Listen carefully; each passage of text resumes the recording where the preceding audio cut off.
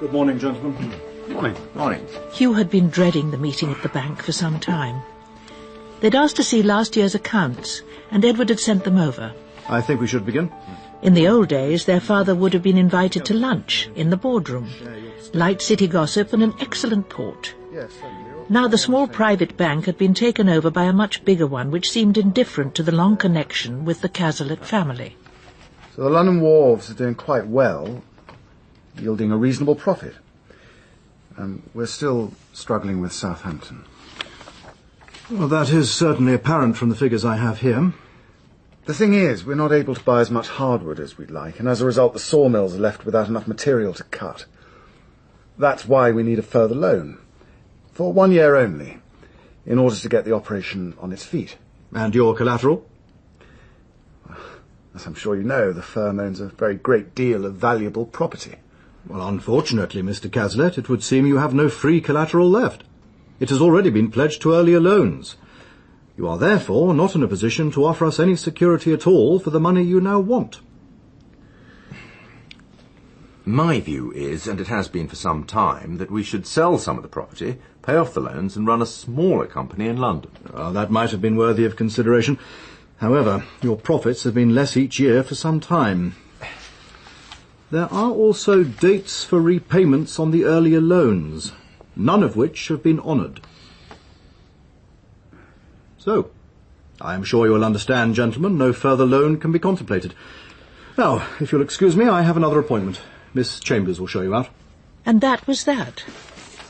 They got up to follow Miss Chambers out of the boardroom and out of the bank. Half an hour later they were ensconced in a dim cavern of a pub that contained only one other customer, immersed in his racing paper. I'm sorry, old boy, but I had to say what I thought. Otherwise, in my view, we're heading for a first-class disaster. I'm glad the brig didn't live to see the bank treat us like that. I know how much you hate all this, but supposing we start by considering the pros and cons of getting rid of Southampton. I'm sorry, Ed, but I still think we should hold on to it. It's my opinion that side of the business has been failing because we don't have the right manager. I'm asking Rupert to take over. We've already discussed this, Hugh. I know that you think that Rupert isn't up to the job, and you've got a point, but with the right advice, he will manage.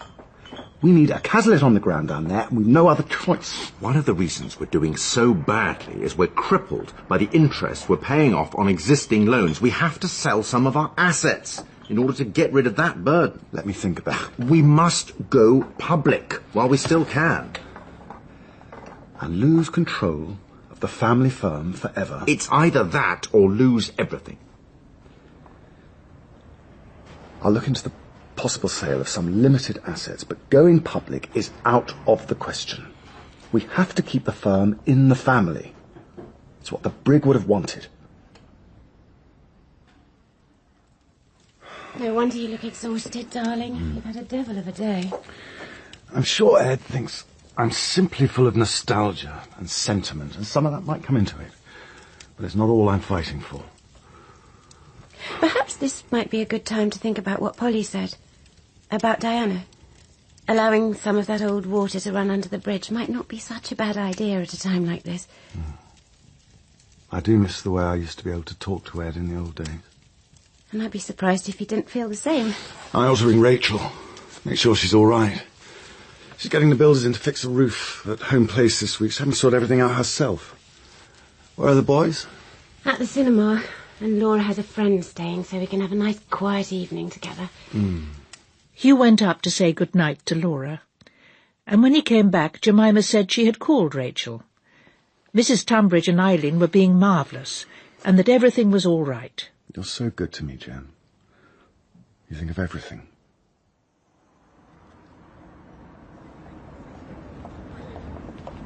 Sit, darling. Rachel, how on earth did you know where I was? This is where you came for your first appointment. I guessed you must be here.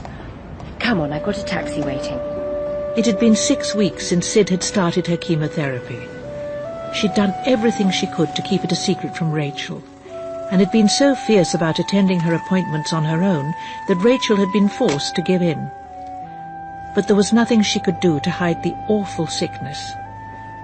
When they were sitting side by side, Rachel took one of Sid's hands in both her own. It's all right, my darling, I know. You don't have to pretend any more. But I don't understand. You've been coming up to town so regularly for appointments, and you've been so ill. I thought it was just your tum at first, but then I noticed your poor hair. Oh, I know you were trying to shield me, but I'm glad I know. Now we can fight it together. my darling. I've been reading a lot about cancer, and the fact that you've been so ill doesn't mean the treatment won't have worked. Meanwhile, before you go for your next checkup, we've got to find things for you to eat. There's a pill you can take that will stop you feeling so sick. We're going to Home Place this afternoon, and Mrs. Tunbridge will cook for us. Is anyone else coming down? No one. It'll be just the two of us. Everything cosy and nice. Rachel was so calm and smiling, so much in command, as well as being so comforting, that Sid actually felt better than she had in weeks. Oh, Rachel, I do love you. And I love you, my darling. Now let's go home. Edward! Hello, Jem. When Edward received Hugh's invitation to dinner, he thought of the awful evening with Sid and Rachel. He still felt angry, ashamed of Diana's behaviour, and worse, his failure to do anything about it.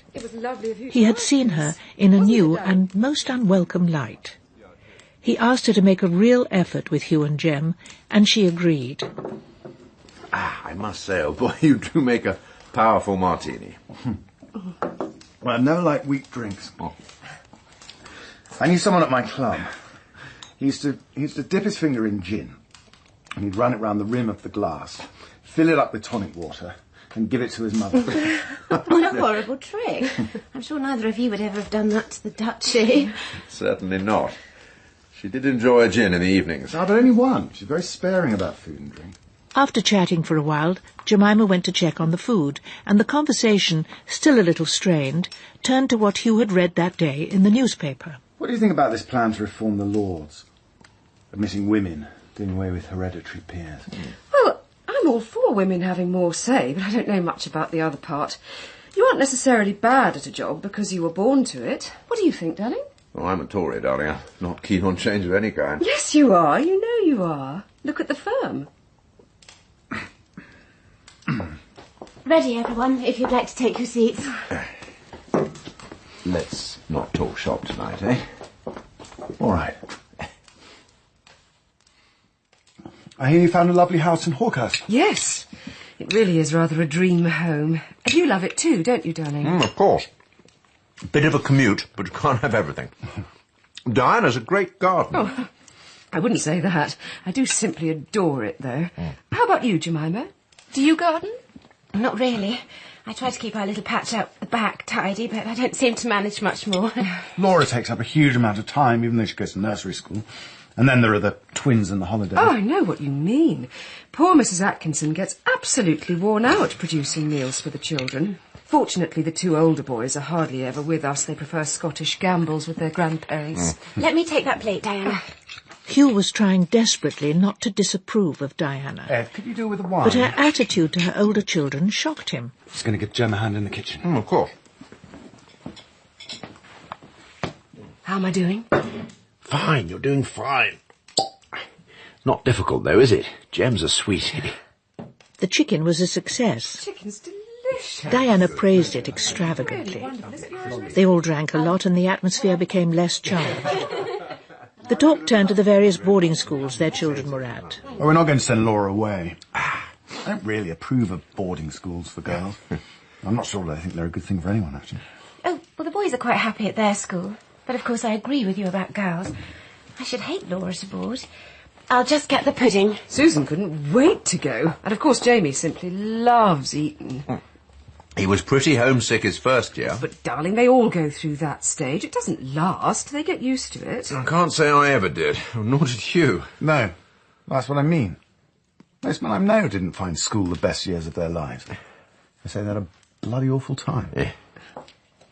I've made an apple tart, but I'm afraid I've burnt it, so it's tart tatin instead. Marvellous. I hear you're having a bit of trouble with the roof at Home Place. Thanks, Jem. Rachel employed Brownlow because the brig had always used him. He's too old really to go scampering about on roofs. I think it I. So we've had to find new builders. Who's paying for it? Well, Rachel and I will be paying for some of it, and Roop, I hope. And the rest will be paid for by the firm. It is part of the firm's assets. Cream, Diana. Thank you. It may be an asset, but it's not a very profitable one. I hear you've been decorating the new house. Do you find it exhausting? I rather enjoy that kind of thing. I love exploring antique shops and finding unexpected treasures. I don't see why you should beef about home place, Ed. After all, you've got out of chipping in for any of it. Hugh knows a lovely little shop in Hastings. It sells everything from costume jewellery to mincing machines. Just because the firm's paying for it doesn't mean it's nothing to do with me. It's another expense we can ill afford. I expect you had lots of lovely things when you moved into this house. It's been in the family a long time, hasn't it? Yes, well, Hugh lived here before, when Sybil was alive. Oh, yes. Of course. Would anyone like some more pudding? Edward, darling, I really think we should be getting back. It's quite a long drive.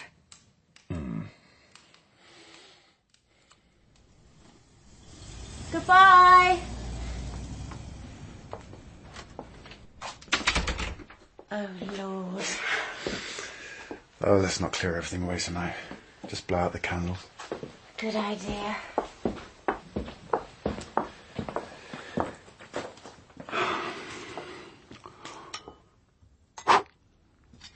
You did awfully well. What did you think of Diana? I ended up feeling sorry for her. What about Ed? I felt sorry for him too. Why do you feel sorry for them? They have such a dull relationship, as though they're putting up with each other. Disappointment, I suppose. And that dress. She seemed very determined to show off her rather spectacular bosom. I felt quite jealous. Darling. She did say that their new house was the first home she'd ever had. Nonsense. They had a house in West Hampstead.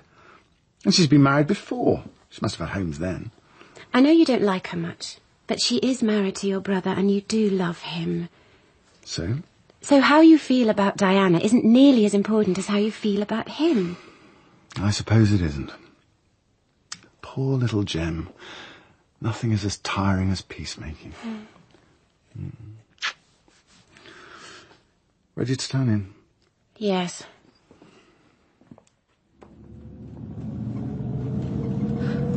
That wasn't too bad, was it? Oh, you were marvellous, darling. Light me a cigarette, will you?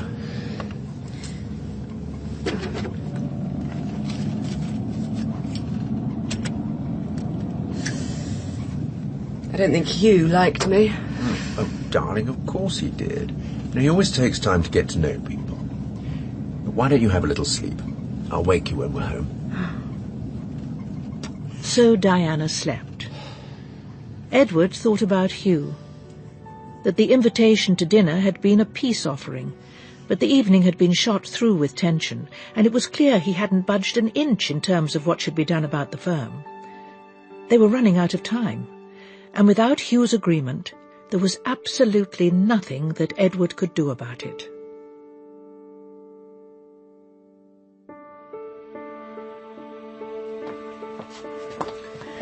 Dr. Murphy, I'm so glad you're here. She's in such pain most of the time, especially at night. Sid had been selfless and enormously stoical. But after the second cycle of chemotherapy, her doctor had been sympathetic when she told him she had decided not to go on. Yes, as I expected, you are running something of a temperature. I have been terribly hot, haven't I, darling? I'm going to give you some morphine, which will help with the pain.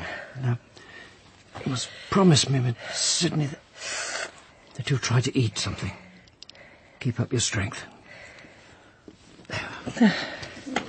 I'll be back this evening to give you another shot. Well, that was lovely, darling. I had no idea you were such an accomplished cook. Oh, I'm not really, Dad. It was something Mrs. Tunbridge sent me on a postcard, except it's meant to have a special kind of vinegar in it, which it didn't. Well, I thought it was a triumph. You'll have to give me the recipe. I hear Rachel's looking after Sid as well as coping with repairs on the house. Oh, I know. I offered to go down and lend her a hand, but she wouldn't hear of it. Mummy, it's snowing. Real snow. Oh. Can we go to home place so we can slide down the hills? I've told you, Bertie. There are holes in the roof. The snow would come in, and there's builders trying to fix everything. I wouldn't mind the snow coming in. Would you, Harriet? Not a bit. We could take our tent. Oh, Grandad, please say we can go. I think your mother is quite right. There's no point in getting frostbite, is there? Here, Rupert, have some wine. Thanks. Go and find your Wellington boots now, children, because Dad and Grandad are going to take you to the park. Yay! Clary, let me help you with those plates. Thanks. No. Honestly, Clary, I don't know what to do. Rupert feels he has to do what Edward and Hugh want and take over running Southampton. We spent a weekend looking for a decent house to rent, but we don't even agree about that. Your father wants a house in some distant village miles from anywhere, and I'll be stuck being a chauffeur all day. Poor you. And Dad. Do you sometimes feel that marriage is a profession? Where you don't get time off and whenever awful things happen you just have to bear them? Come and sit down. Here. Thanks.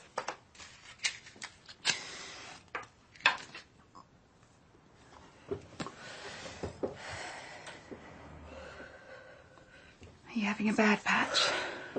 It's all my fault. It's never one person's fault. Have you fallen in love with someone else? Oh, no. I could never do that. It's Archie who fell in love. But he gave her up. I see. Are things better now? I thought they would be. But everything's changed. I've no idea what she actually feels about anything, and all I do all day is scrape porridge pans and feel miserable. And then I wrote a play about it all, and the thing is, someone wants to do it. In London. Oh, Clary, that's good, isn't it? The trouble is, Archie doesn't know anything about it. He thinks I've been working on another novel. But the idea of the love triangle fell into my mind, and I felt compelled to do something with it. I was just so happy to be writing again. You'll have to tell him. You must give him the play to read. This evening, Clary. I'll have the children. You can't put it off any longer. You've heard about me taking over Southampton? Clary told me. Well done. Well, not really. I think I was probably everyone's last choice. Harriet! Slow down, darling. Oh, you know, I look at you teaching at Camberwell. What I wouldn't give for something like that. It's not a living. Nothing like it. But you manage? Only by doing a dozen things at the same time, rustling up commissions, and Clary's got her proofreading. But it's possible to be an artist, to paint. You still think about it? Sometimes. But once Southampton starts, I expect my mind will be taken up with other things. You sure you don't want a drink? No. I'll just have this tea. It was good of Zoe to say she'd have the children. She didn't even object when she found out Bertie's rat had to go too. It isn't every rat who has his own overnight case. And I wanted to talk to you without being interrupted. Oh? All these weeks I haven't been writing a novel. I've been writing a play. Why on earth didn't you tell me before? And I've sent it to the Arts Theatre, and it looks like they might do it. I think that's marvellous. Why are you being so gloomy about it? I haven't told you what it's about. Well, I expect it's about a man marrying a girl far younger than he, having children, and not enough money to give her a good life. No, it isn't like that at all. It's about a married couple, but he falls in love with another girl, and it's what happens. Nothing is the same, you see, for any of them after that. But he gives her up, doesn't he? Yes. But somehow the damage is done. I had to write about it, to try and imagine what it's like to love two people, but I became more and more afraid that you'd hate me for doing it. I did try to be fair. Clary, you know I would never stop you writing anything. I love you. I shall never stop loving you. I should very much like to read your play.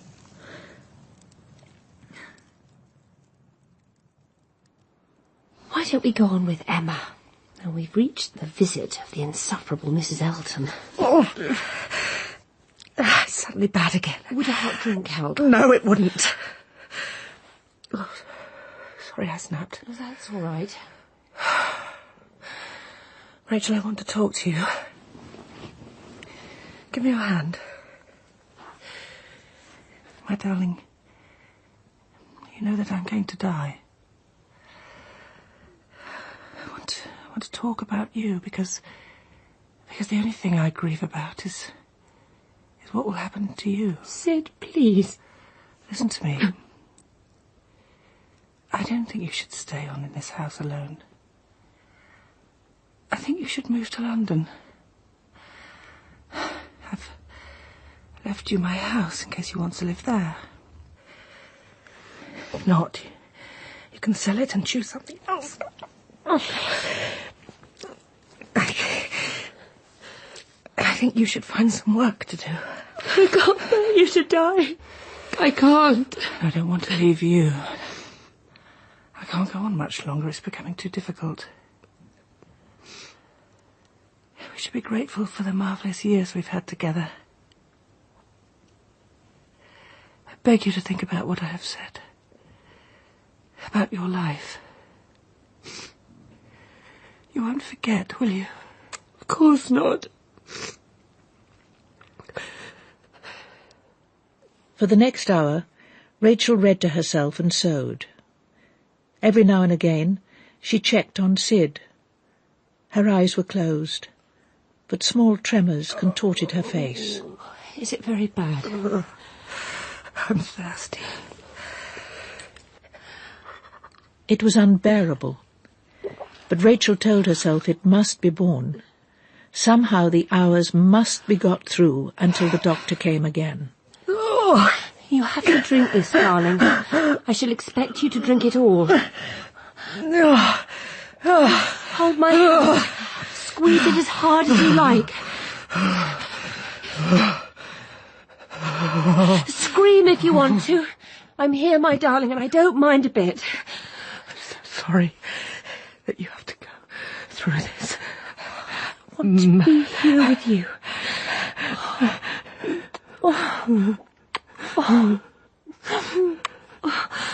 My darling, to be with you is all I want. The doctor came again, just as the snow had started to fall more steadily, lingering on the trees and path. Thank you. I've had a nurse for you. Unfortunately, she can't come until late tomorrow, but then she'll be able to give you all the medicine you need. I'll pop in meanwhile, of course, to see how you're doing. Dr. Murphy, thank you so much for taking such trouble. A nurse in the house, she thought. What would that mean to their relationship? A return to secrecy? To the facade of simply being good friends? No, it could not. She would only care about what Sid felt. Nobody else could matter at all. There now, my darling, let me hold you. As the night drew on, the pain was worse than ever, and there was no sign of the doctor.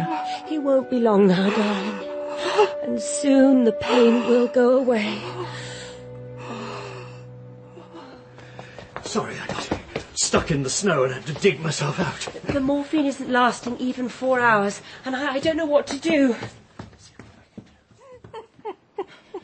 Miss Sidney, I'm so sorry you're having such a rough time. I'm going to see to it with a stronger dose of morphine, so that, with luck, you'll get a good night's sleep. After Rachel had seen the doctor out, she came back and found Sid calm. The pain is going. I can feel it go. Further and further away. And soon it won't be there at all. Such bliss. Drink some water, darling.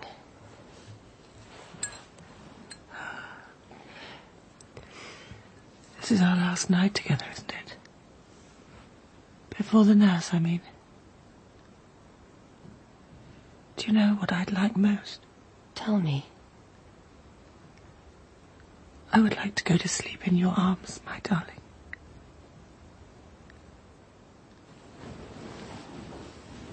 Minutes later, Rachel climbed into bed and took Sid in her arms. She was so fragile, she was afraid of hurting her. But Sid snuggled up to her, with her head on Rachel's shoulder, and gave a sigh of contentment. Do you remember that rather tiresome, sentimental song the children used to sing round the piano when Billy's father stayed? I do. My true love has my heart. You are my true love, and you have all my heart. Hold my hand. Keep me. Don't turn off the light. Rachel took her hand and kissed it before wrapping her fingers around the frail, hot bones.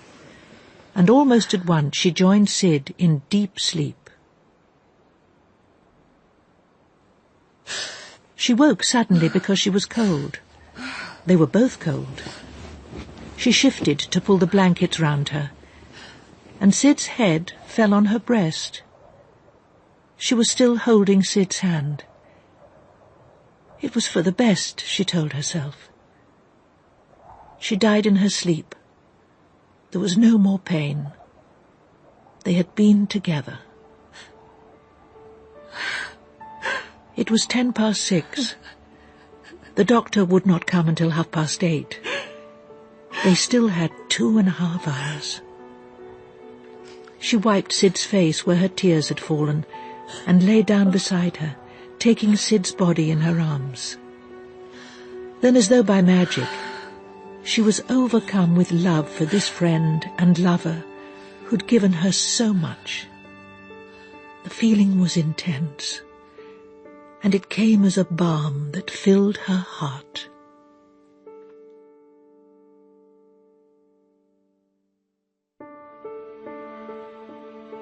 My darling, I'm so very sorry to have hurt you.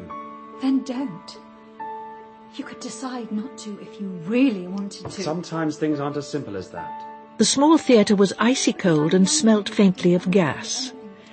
Clary sat in the darkness and watched mesmerised as the actors stood on stage rehearsing her play. The leading man, Quentin Froome, was arrogant and far too full of himself off stage, but in the part of the husband he became gentle, charming, and irresistible. She couldn't take her eyes off him. In the break, he came to her and put his fingers against her cheek. You've written a damn good part. Right up my street. Thank you. Clary experienced a strange feeling utterly foreign to her but disturbing. As she watched Quentin working on stage, haunted and desperately protective of his young lover, she felt a pang of jealousy that his attentions were for the young woman in the play and not for her. During those weeks of shame, and her repression of shame, she hardly spoke to him. Then one day, he asked her to lunch. Of course I noticed you from the first day, darling, but to tell you the truth, I was so in awe of your amazing piece of work, and the first play at that. I felt I would simply have to love you from a distance. Have some more wine. Over the last few days, when our eyes met, I sensed a current, something magic drawing us together. Do you have lunch here every day? Quite often. I presumed you'd like the fish. Yes.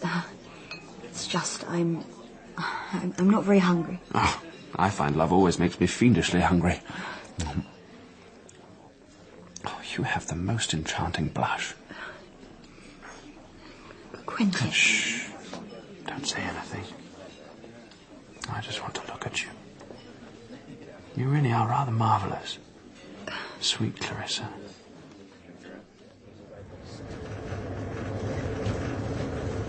In the taxi on the way back, he put his arm around her waist and kissed her. A few seconds of panic, as one about to drown, assailed her. And then an extraordinary sense of freedom. She locked her hands behind his neck and kissed him back, until their kisses became one. I'll go through the front, and you should go to the stage door. That'll give you time to put your hair up, and it'll be our secret. All right. I'll meet you when we finish rehearsals. We can go to my hotel. It has a nice quiet bar.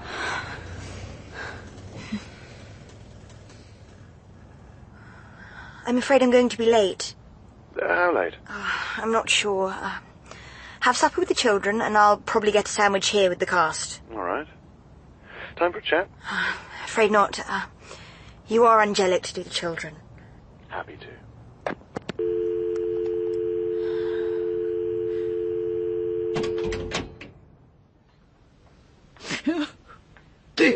Miss Millamant, do tell me what the matter is. I so want to help. I'm completely alone. No one listens to me. Why did she leave me here in this terrible place? Billy came every day to visit, but Miss Millamant seemed not to know her. You haven't been very well lately. And we thought a little rest in a nursing home would be a good thing, and when you're better, you'll come home. But I've been here for weeks, and she doesn't come. Who doesn't come, Miss Millamant? Viola! But I'm here. I'm Viola. I'm here with you now. Oh, will you do one thing for me? Will you ask her what I've done to displease her? After all these years together, she's suddenly turned me out, and I don't know why she's done it. Please do this for me.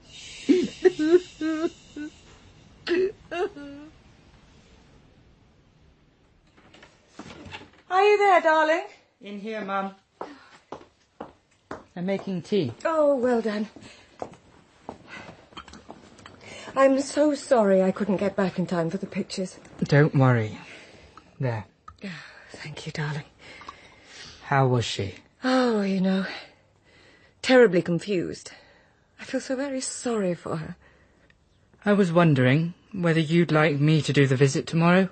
Oh.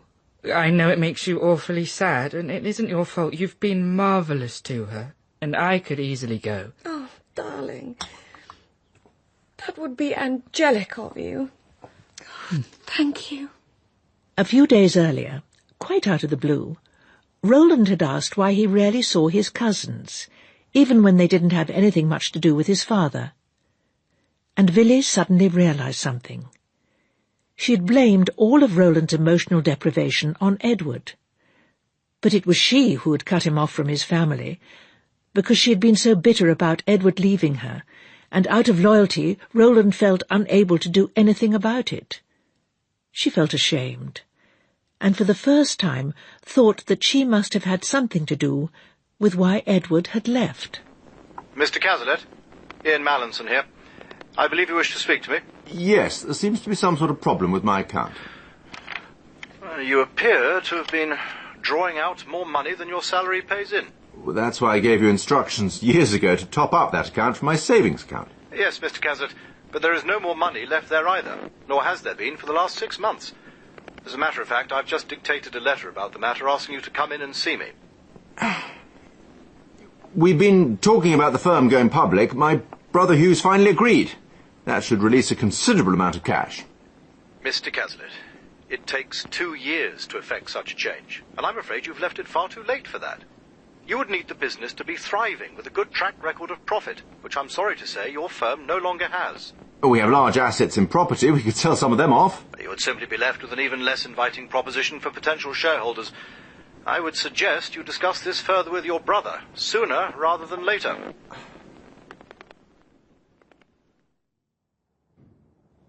I know it's difficult for you to understand. Oh, no. I understand completely. You don't want me in your life any longer, really. You've made it quite clear. Clary had been watching the final scenes of the play all afternoon. It is possible to love 2 people at once. I didn't know that until now. I could never love 2 people at the same time. Quentin looked out at Clary from the stage and smiled. She was aching for him. She had not thought of Archie at all. And a realization began to grow. This is what it must have been like for Archie. He had seen that girl every day, and somehow he had managed not to sleep with her. And here she was, about to do something even worse. Quietly, she made her way from the theatre and caught the bus home. Poor old boy. You look as though you've had a bad day. Thank you, darling. Did you speak to the bank? I did.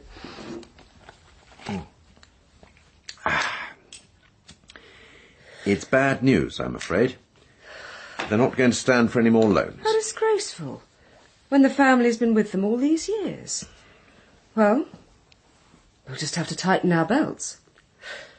I'm sorry, darling, but today I discovered that it's all gone. I owe them thousands of pounds. You can't have had all that much in the first place. I'm afraid that if you married me for my money, you were barking up the wrong tree. How can you say such a terrible thing? Diana, I was trying to make a joke. I spent the money on you. Well, this house cost more than the one we sold in London, but I wanted you to have what you wanted. And then there was the holiday in Italy. These things add up. I had no idea we'd spent so much. Until today.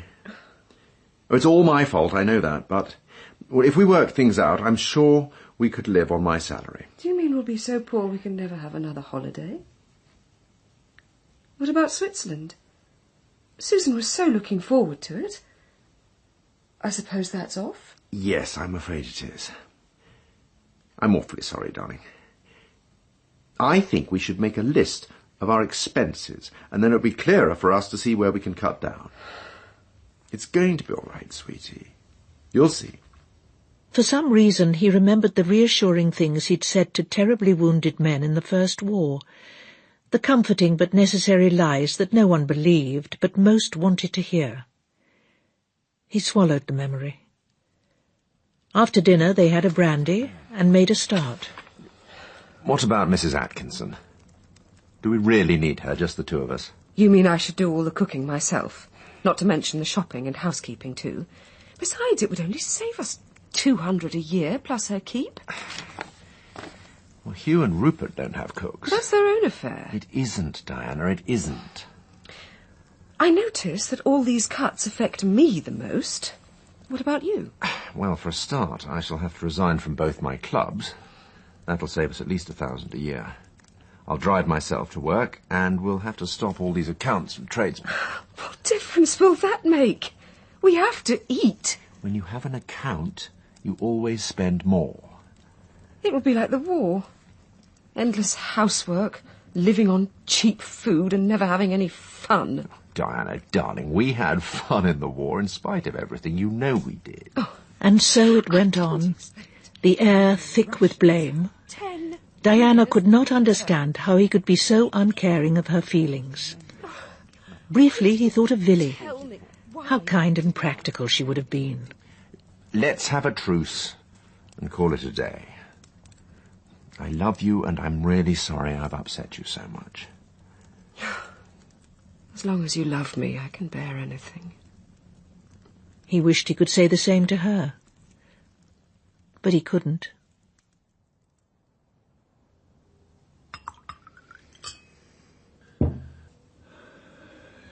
Can't have been easy for you to tell me. I thought I understood everything about temptation. That it was just a matter of willpower. I didn't know how overwhelming it can be. I used to think that you not going to bed with Melanie, well, I felt it was the least you could do. But now I see that sacrifices, if they are known to another person, need acknowledgement and support. Gratitude, even. The thing is, I honestly believed I could never have behaved as you had, and today I very nearly did something a great deal worse.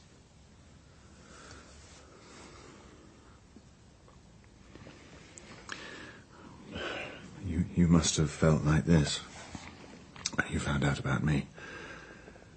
That someone you care about can't be interested that way in someone else without it changing their feelings for you. Yes. I did think that. At the time. I'm much older than you, Clary. I haven't exactly been able to give you all the fun and pleasure you deserve. But I didn't do anything at all, in the end. And I understand now. That means a very great deal. That, and the fact I'm so sorry it happened. She kept saying that now she understood what he had gone through with Melanie. But this engendered a shock of such raging jealousy that he wanted to beat the shabby little actor to within an inch of his life. The idea that she had even wanted to go to bed with someone else was too much. Exhausted by the violence of his emotions, he found himself thinking of the children. His love for them was unwavering, in spite of the times he felt angry with them. He could never imagine putting them from him. I love her like that, he thought, and an uncertain peace descended. She had had a shock, and he would have to help her through it.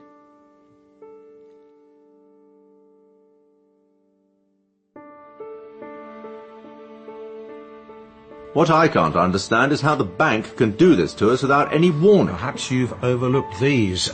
There's copies for each of you. Mr. Twine had known Hugh's office since the brig was chairman. This is dated over a year ago. Hugh? I don't remember any of these letters. Surely we can still negotiate. Ask for more time. If we sold Southampton, there'll be enough money to pay off the bank, and then we could concentrate on London. The value of the Southampton business has become so much less due to last year's track record of loss. You would not get sufficient capital from its sale. Does that mean we're going to be bankrupt? I'm afraid it does. So are we personally bankrupt? They'll take everything. Our houses? No, Mr. Hugh. If you remember, I advised you to put your private properties in your wives' names. As you most sensibly agreed to that, you will keep your houses. What about Home Place? Yeah. That will have to go, I'm afraid. Your father bought it in the firm's name. But what about Rachel? It's our home. I won't have her turned out of it. According to Mr. Hank, with whom Miss Sidney made her will, her house in London was left to Miss Rachel, so she will not be homeless. She may have a house, but she has no income other than shares in Cazalets. She will be literally penniless. We have to do something about that. I think we've had enough for one morning. One more question. What's the timescale for all this? I can't give you precise dates. While we're waiting for the assessors to make their report to the bank, you must continue trading and say nothing to anyone about the impending bankruptcy. Nothing at all. Particularly to any of your employees. So they will be thrown out of a job at a moment's notice without the chance to look for a new one. I should imagine word will get round, Roop, whatever we do. Even if it does, do not tell anyone you know anything. I will be in touch as soon as I have any further information. Good day, gentlemen. Good day. Bye. If only we knew what they'll sell Home Place for, we'd know what money to raise. We're in no position to raise any money at all. Speaking for myself, I'm broke. I've got debts and nothing but my salary to live on and try to repay them. Do you mean you've saved nothing? I did have a nest egg, but it's all gone now. I'm afraid I haven't got anything either. What with moving from the flat into a house and the children getting steadily more expensive, I haven't been able to. I'm sorry, Hugh. I can't help you. About buying Home Place, I mean. We can't let this happen to Rachel. She's been through so much. She's only just lost Sid. Oh, I should go home, Hugh. You look done in. Ed's right. I'll call you when we've given it a chance to sink in. When they had both gone, Hugh lay down on the little horsehair daybed in his office, but he couldn't sleep. He'd been a bloody fool. They would all have to look for jobs, in their 50s and 60s. And worst of all, there was Rachel. Now she had no income, and it was all his fault. I wondered about this necklace. What do you think? Oh, yes, it's beautiful. What a wonderful peacock blue. Have your box read? Joseph had asked Louise to go Christmas shopping with him. and she had readily agreed. We've never been shopping before. So much easier with someone else. Thank you, darling. So that's Penelope sorted. You mean the necklaces for your wife? Yes. I find it impossible to choose things myself. You've been a great help. Now, let's go and get some lunch.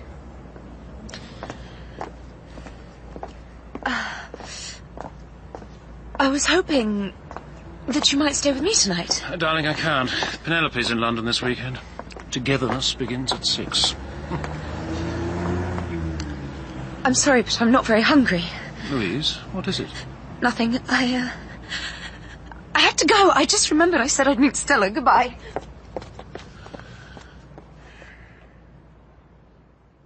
Jemima told Hugh that he must stop blaming himself. He might think what had happened to the firm was his fault, but blame never did anyone the slightest good.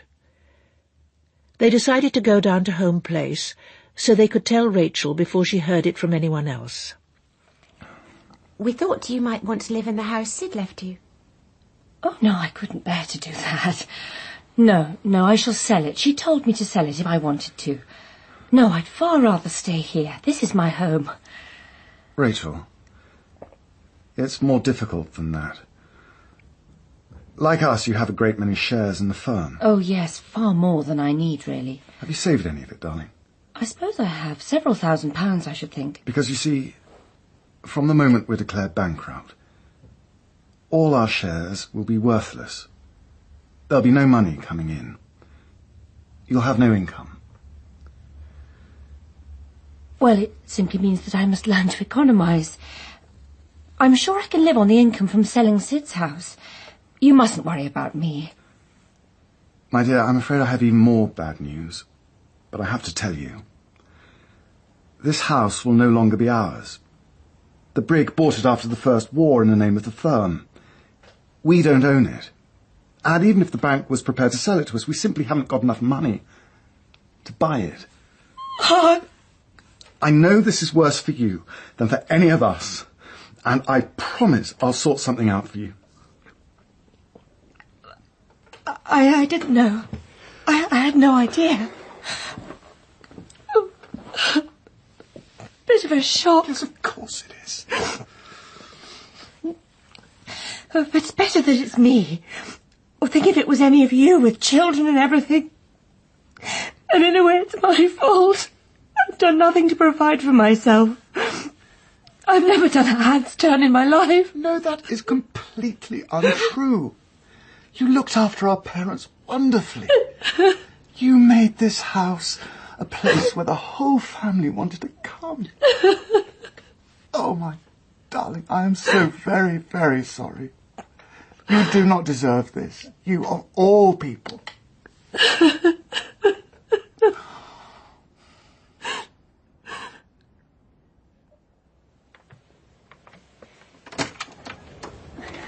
Hello. Stella, is Louise here? No, but you can come up if you want to and wait. Thank you.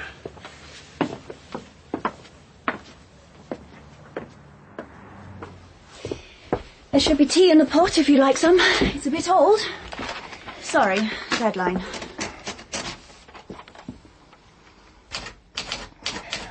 Louise and we had a bit of a falling out.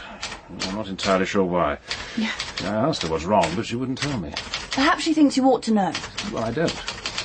Oh, Joseph.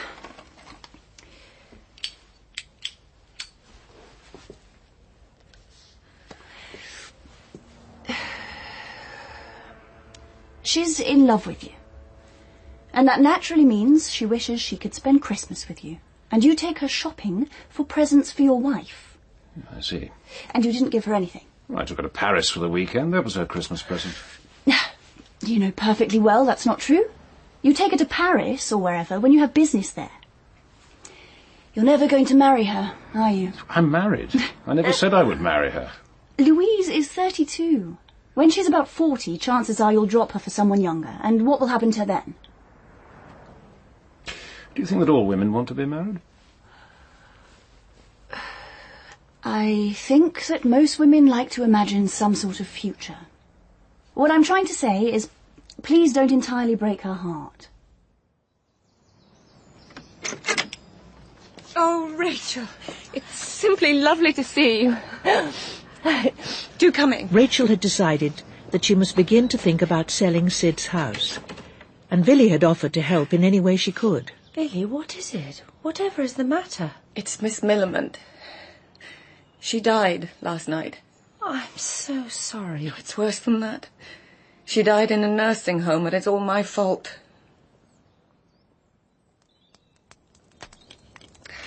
She loathed it in the home, and she blamed me, my cruelty, for putting her in there. Every time I visited, she cried and railed at me for my wickedness. And when I tried to hold her in my arms, she tore herself away. Don't you touch me. Go away and don't ever come back. She was demented, darling, and you were angelic to her. You gave her a home and looked after her. Of course she didn't mean all the horrible things she said. Of course you loved her, and somewhere inside she knew that. Oh, darling Villy, how awful for you. Oh, Rachel, you're such a tower of strength.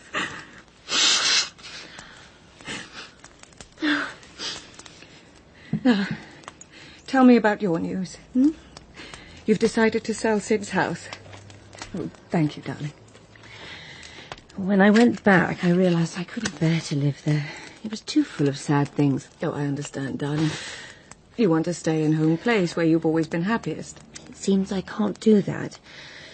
I suppose you haven't heard what's happening with the firm. I have absolutely no idea. So Rachel told her. And Villy, as always, was practical and intelligent. Well, we must see how much you can get for Sid's house. And you know you can always stay here as long as you want. They ate macaroni cheese by the fire and were kind to each other. And the next morning, they went to Sid's house.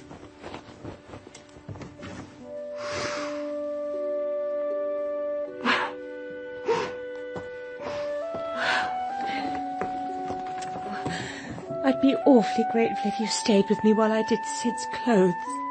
Of course, darling. I shall stay with you as long as you wish.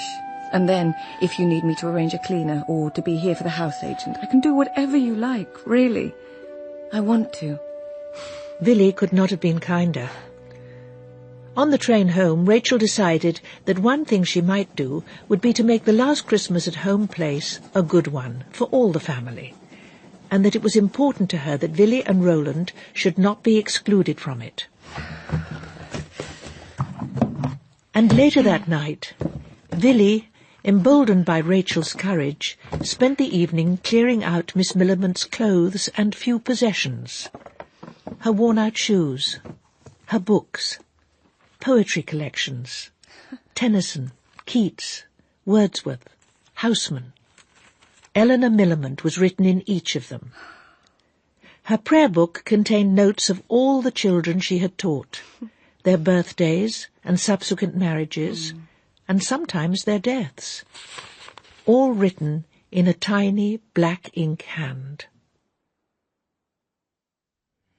On Monday, the news about Cazalets was out. I'm awfully sorry, but it looks as if a few of you will have to stand. Thank you all for coming. It is with great sorrow that I have to tell you that Cazalets has been forced to go into receivership. 6 weeks from today, I'm afraid all of your employment will end. Everyone will get an extra month's salary when the 6 weeks are up.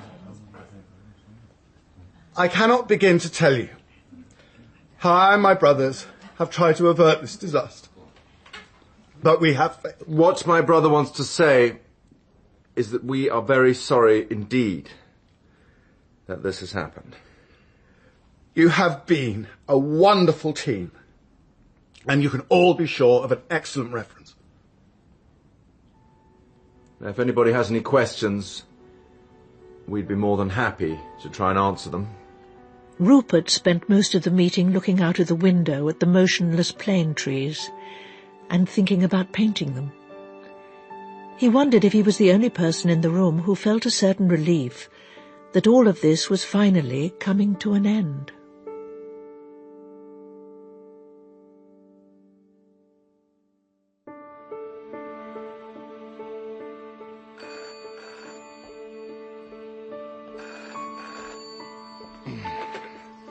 Hawkhurst 7563. Edward, it's Rachel. Oh, hello, darling. I'm ringing about Christmas. As you know, it will be the last one we can have as a family at home place. And I thought it would be nice to invite Villy and Roland. Yes, of course. I was wondering whether you and Diana would like to join us. That's extraordinarily sweet of you, darling. We'll certainly come for a drink at the very least. I'll speak to Diana about it and call you tomorrow. Edward's weekend with Diana had been a nightmare. It had taken until Saturday for her to understand he had no money in the bank. At one point she had even refused to consider selling their house, the only asset Edward had left. Poor Rachel. She's having to give up home place. You see, we're not the only ones. But she has another house in London, doesn't she? The one her little lesbian friend left her. Yes, she has, but she doesn't want to live in it. Well, there you are. We are the only ones. Rachel looked after the Duchy and then Sid while she was dying, and now she's going to lose the house. I can't quite grasp how that makes her so fortunate. After that, Edward found he felt too rotten to have lunch, and he went upstairs to lie down. He started to tot up the possessions he could sell. The Briggs guns, his Asprey watch, his gold and sapphire cufflinks. If he could find the right place to sell them, there should be enough money to tide him over, for a little while at least. Oh, Rachel! What a marvellous idea to gather us all together. It's like coming home. Happy Christmas, Archie. Oh, hello, Aunt Rachel. Oh. Children, come and say hello to your great aunt. Goodness, that does make me feel ancient. Rachel had devoted the last 3 days to preparing rooms, airing bed linen, and agreeing menus with Mrs. Tunbridge. Being so completely occupied had come as a welcome distraction from having to make a decision about her future. She reassured herself that there was still time before she had to decide.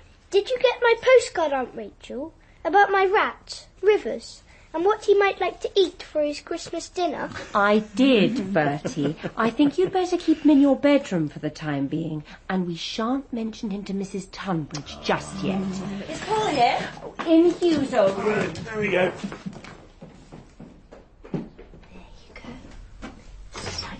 Can I come in? Sorry, Paul. Don't worry about Spencer. He'd sleep through anything. Takes after his father. Oh, it's good to see you. Oh. I've been absolutely awful about keeping in touch. Don't worry.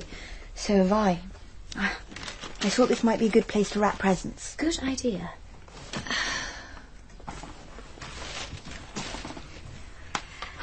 I heard your play's going to be on in London. What's it like, being a famous writer?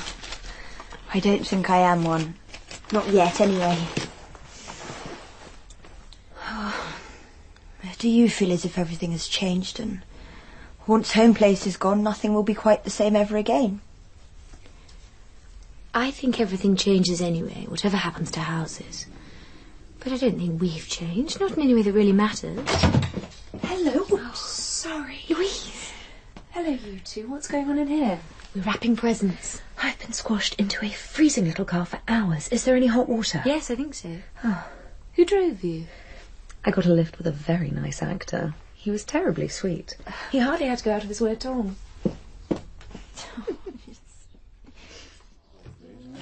It is so lovely to see you all here, and I wanted to say, wouldn't it be a good idea not to discuss our difficulties until after Christmas?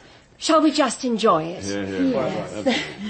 And while the children are having tea, I thought we could decorate the tree. Good idea, but I'm afraid we may have a problem with the lights. They seem to be dead as a dodo. I think I may be up to mend them, if you like. Roland was much taller than his mother, and didn't look like Edward at all. I do a lot with electricity and that sort of thing at home. Do you, Roland? Good chap. An hour later, the Christmas tree lights had been made to work. The children were being marshalled by Polly's nanny, and Clary was free to join the others for a drink. The tree looks wonderful, Dad. Mm-hmm. I'm glad you're here, darling. Both of you, actually. We wanted to speak to you about something. Sounds serious. Thanks. Well, it is, in a way. I've had an idea. I'm not sure what you'll both think of it. The thing is, we have a house that is far too big for us, and now it's going to be difficult for us to afford. But we thought, well, Things must be getting a pretty tight squeeze in your flat. So we wondered, why don't you move in with us? You could have the whole top floor to yourselves. And Archie, we could run painting courses. You could sell your flat, or rent it out. If things didn't work, you wouldn't have burnt your bridges. We'd have to pay rent. And that huge drawing room on the first floor would make a perfect teaching studio. That's what I thought. So, will you sleep on it? We will. But, Dad, I think your idea is wonderful, and I'm so glad you told us. Right. Well, shall we have a toast? To the future. The future. The future. Oh, look.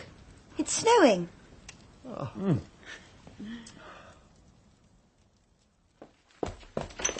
Dad. Louise, darling. Merry Christmas. Edward had been looking forward to visiting Home Place on Christmas Day as an escape. Diana, let me take your... But now that Diana had decided to come with him, it was going to be an ordeal. You all right, darling? How's your chap? Gone. He seemed to think it was for the best. Sweetie, I'm so sorry. I should have seen it coming. I suppose I did in a way. Time. The Lady of Shalott. Oh! Who was trying to do an onion? Oh, Shalott! Ridiculous. Oh, Edward, Diana. Happy Christmas, darling. Hello, Rachel. What a lovely tree. Hello, Villy, my dear. You do look well. This is Diana. How do you do? I believe we met once before, during the war. Oh, yes. I'd almost forgotten. And this must be your son? Hello, Roland, old boy. Before you ask me some fatuous question about school, I'd like to tell you now that it was a beastly place. For the first year, a gang of boys used to bully me, tie me in the bath, turn on the water and leave. I never knew if they'd come back before I drowned. How dreadful. I don't think they do that sort of thing at Eton. Jamie went to Eton, like his brothers. Let me get you a drink, Diana. You too, Edward. Roland, get your mother a drink. Roland took his mother's glass from her trembling hand. No more of that. You will upset your mother. It's only a drink. They'll be gone before lunch. All right? All right. This is a lovely room. And the decorations, so simple, yet effective.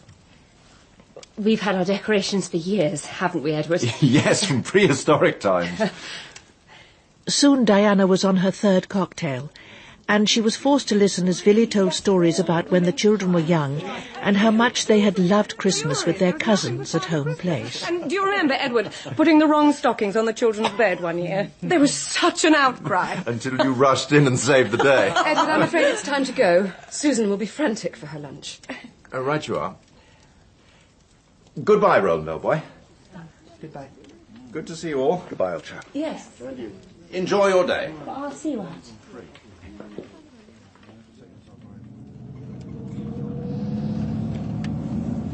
I'm glad that's over. It's a pity Roland was so rude to you. Poor chap. I haven't been much of a father to him. I've never stopped you seeing him.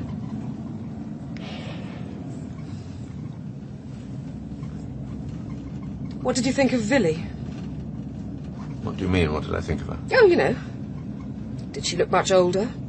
Does she still care about you? That sort of thing. No, she didn't look older. Younger, I'd say. And no, I don't think she's carrying a torch for me. And Rachel is selling her London house. Yes, but it's the only money she'll have, and she'll still need to find somewhere to live. Oh, poor her. Could we please stop talking about my family? I know you don't like them very much, but I do. I'm very much attached to every single one of them. Even Villy? You're still attached to her? For God's sake, Diana, will you stop? Of course I have affectionate feelings for Villy. She's had 2 of my children. I was glad to see her this morning, and I feel terribly guilty about what I've done to her and Roland. So if you do me the kindness, please just shut up!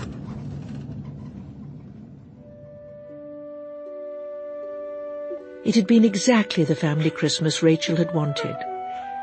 But now she lay in Sid's old room with 2 hot water bottles and tears streaming down her face. The thought of everything known and comforting in her life fracturing and falling away made her feel like she was tumbling into a terrifying void. An hour later, when sleep still eluded her, she went to the kitchen to make tea. Clary. I couldn't sleep either. I I shall miss this house terribly. It was my first home. All through that awful time when Dad was missing, the house has always stayed the same. I think we're lucky to have somewhere so dear to remember in our hearts. Yes, we are. And I'm so desperately worried about you. Oh, Clary. I know everyone wants you to live with them, but you'll always think of yourself last. And it really is important that you're all right. I will be. I promise. And I wanted to say how terribly proud we all are about your play. You've always been so sure about wanting to write, and your success is so well deserved. Thank you. But I've never really been sure at all. That I could do it, I mean. Then how have you managed to keep going? Miss Millamant helped. She used to say, being afraid of failure was simply a waste of time. Much worse never to have tried. She was a wise old owl. Yes.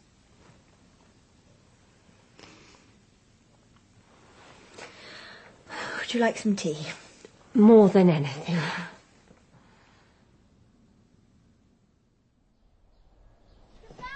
Goodbye, Aunt Rachel. That was the best Christmas I've ever had. I'm so glad, Roland. I'm sorry, Aunt Rach. Spencer's crying. We haven't even got in the car yet. And I so don't want to rush, but I hope you'll come and see us. We really want you to. I will. Goodbye. Goodbye. Goodbye. A final hug from Polly, and everyone was gone. The rest of the day passed slowly. Then Rachel put on several warm things she'd been given for Christmas and her galoshes and made her way outside. Sid's grave was covered in snow as Rachel put a primrose beside the headstone. My darling, you will always be my only love. I'm going to do what you said. I am going to somehow make a life without you. I shall find a way to earn my living and make a home of my own. You were so brave about dying. Now it's time for me to have a little courage about living.